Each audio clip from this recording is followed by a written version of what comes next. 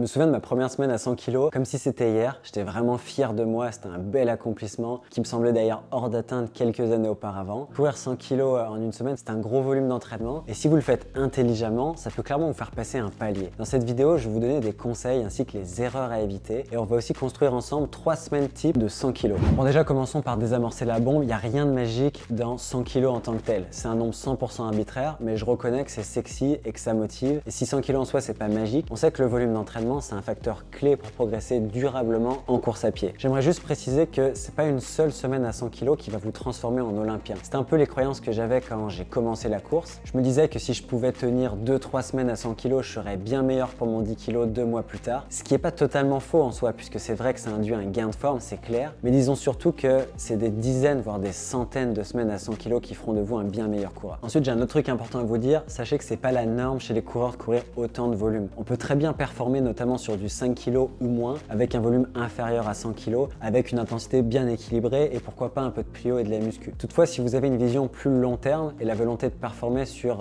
une large palette de distance comme du 1500 au marathon, clairement le choix du volume, ça me paraît le meilleure option. Maintenant, je vous propose de voir ensemble comment on peut structurer une semaine à 100 kg. Vous allez voir, il y a plusieurs façons de faire et chacune a ses avantages et ses inconvénients. Donc là, on est sur Nolio. C'est une plateforme qui a été développée par 2 Français. Donc ça permet en fait de donner des plans d'entraînement à des athlètes. Ça permet de coacher plein de coureurs en même temps. Ça fait à peu près 1 an que je l'utilise et ça a pas mal changé ma vie. Je suis pas sponsor par Nolio. Je suis pas en train de faire un placement de produit, même si j'aimerais bien. Là, je vais vous montrer 3 scénarios. Ils ont tous des avantages et des inconvénients. Il n'y a pas de meilleure façon. En fait, ça va dépendre de votre expérience. Ça va dépendre des contraintes horaires que vous avez dans votre vie et tout. Et je vais vous expliquer tout ça.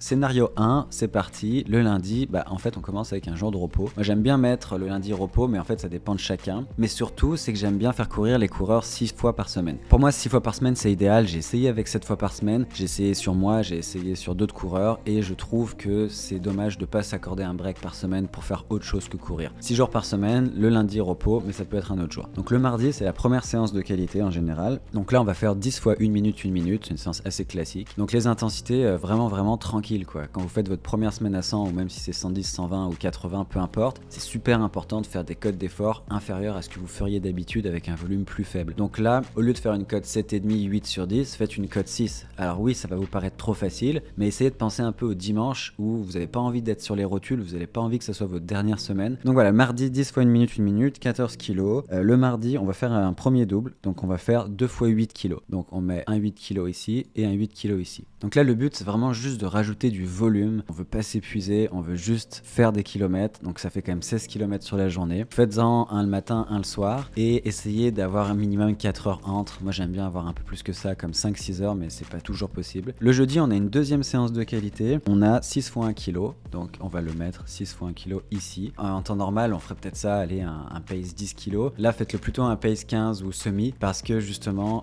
vous êtes dans une grosse semaine et vous voulez finir cette semaine relax, tranquille. Donc 6 fois 1 kg, ça fait 15 kg quand même. Donc pour que la séance fasse 15 kg ou 14 comme la 10 fois 1 minute, il faut juste ajuster votre réchauffement et votre cooldown. Si par exemple vous courez 100 kg, je vous conseille de faire à peu près 5 kg d'échauffement, puis environ 3 kg de cooldown. Et normalement avec les récup et tout, ça devrait faire à peu près 15. Donc voilà, ça c'est sur le jeudi. Et on va aussi avoir un double, on va aussi avoir un 6 km très facile. Donc moi en général, je préfère le placer après la séance. Je trouve que ça crée moins d'interférences, mais en vrai ça change pas grand chose, surtout si vous le courez vraiment tranquille. Le vendredi, on va faire un 9 kg et un 6, donc ça va être encore un double. Ça nous fait 15 km. Donc voilà, encore une fois, le vendredi, c'est la journée la plus difficile en général de la semaine, paradoxalement, parce que vous avez déjà cumulé 2 séances de qualité et il y a quand même du volume. C'est le jour à courir super lentement, genre 5,36, 6,30 même. Kipchoge, des fois, il fait des jogs à 6, donc si lui le fait, vous êtes sûrement capable de faire des jogs aussi lents que ça. Invitez un ami qui court plus lent ou même quelqu'un avec qui vous discutez, puis la cote d'effort devrait être 1 ou 2 sur 10. Le but, c'est juste de cumuler du volume dans les jambes. Ensuite, le samedi, on va avoir un 14 kg. Donc là, si vous avez bien récupéré le 14 kg, vous pouvez faire une cote d'effort un peu plus importante, mais sans s'enflammer, tu vois. Allez, une cote d'effort 3, maximum 4 sur 10. Le but, c'est juste de faire encore une fois les kilomètres, donc c'est plus d'1 heure de course quand même. Ensuite, le dimanche, on a la long run. Donc pour la long run, moi, ce que j'aime bien faire, c'est environ 20% du volume hebdomadaire. Et là, le but de ce genre de séance, ça va être de construire votre endurance. Et là, vous voyez qu'on arrive à un total de 100 km dans la semaine. Il y a 3 doubles, c'est assez équilibré, c'est assez polyvalent. C'est sûrement ma meilleure recommandation pour faire une semaine à 100 kg.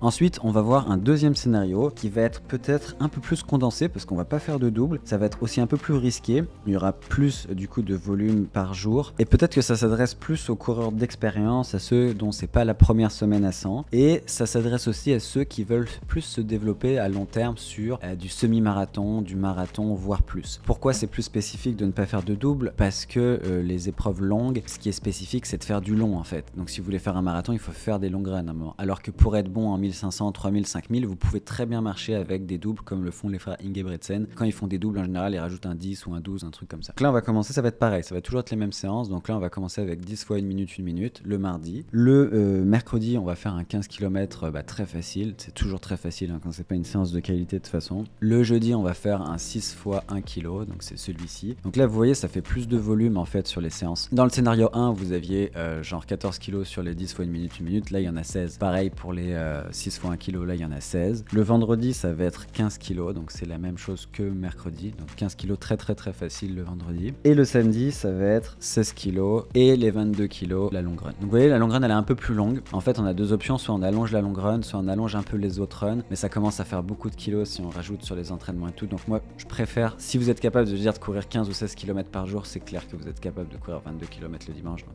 pour moi, c'est la meilleure option. Donc comme je vous disais, le scénario 2, c'est peut-être plus pour les personnes d'expérience ou les gens qui ne peuvent pas doubler aussi, parce que c'est vrai qu'il y en a qui n'ont pas du tout les capacités de doubler en fonction de leur horaire et tout. Donc ça peut être une bonne alternative.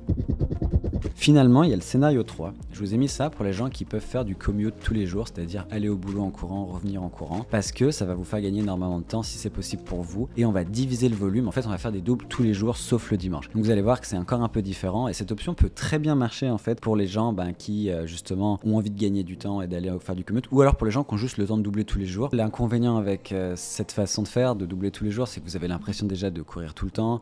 Vous allez faire des machines à laver tout le temps aussi. Il y a toujours une montagne de linge sale. Enfin, c'est un peu galère. Faut prendre des douches tout le temps. Enfin bref. Donc voilà, cette façon de faire, elle va soit toucher les gens qui peuvent faire du commute et qui gagnent du temps, soit les gens qui ont du temps et qui ont envie de faire des doubles. Donc ce qu'on va commencer par faire, c'est rajouter des doubles de partout. On va mettre un 7 kg tous les jours, sauf le dimanche, comme je vous disais. Donc 7 kg le mardi, 7 kg le mercredi, 7 kg le mercredi, 7 kg le jeudi, 7 kg le vendredi et 7 kg le samedi. Donc là déjà, on a 35 kg juste avec des 7 kg. Ensuite, là, on va rajouter 10 fois 1 minute le mardi. Le mercredi, on va rajouter un 6 kg. Ensuite, le jeudi, on va faire un 6 fois 1 kg. Le vendredi, on va refaire un double, on va remettre un 6. Et en fait, on va faire la même chose aussi pour le samedi. Donc vous voyez, c'est beaucoup plus divisé le volume. Je pense que ça marche mieux pour les gens qui font plus d'intensité du genre 1500 mètres, 3000 mètres et 5000. Si vous préparez un marathon, ça peut être bien en prépa générale de faire ça, mais il y a un moment où il faudra courir plus d'une heure sur une base régulière, c'est clair. Donc voilà, ça dépend de la période et tout. Le dimanche, on va faire une long run aussi, ça va être 20 kg. Là, on est à 100 kg, donc c'était le scénario 3. Et vous voyez, c'est quand même 3 façons différentes et on pourra en créer encore beaucoup d'autres, mais je pense que c'est déjà pas mal. Ah, j'ai oublié les repos, important de mettre les repos le lundi. Prenez celle qui vous convient le mieux. Le scénario 2 est peut-être un peu plus risqué si vous commencez, honnêtement, c'est quand même beaucoup de courses. Le scénario 1 me paraît le plus équilibré, le scénario 2 est excellent si vous pouvez faire du commute et aller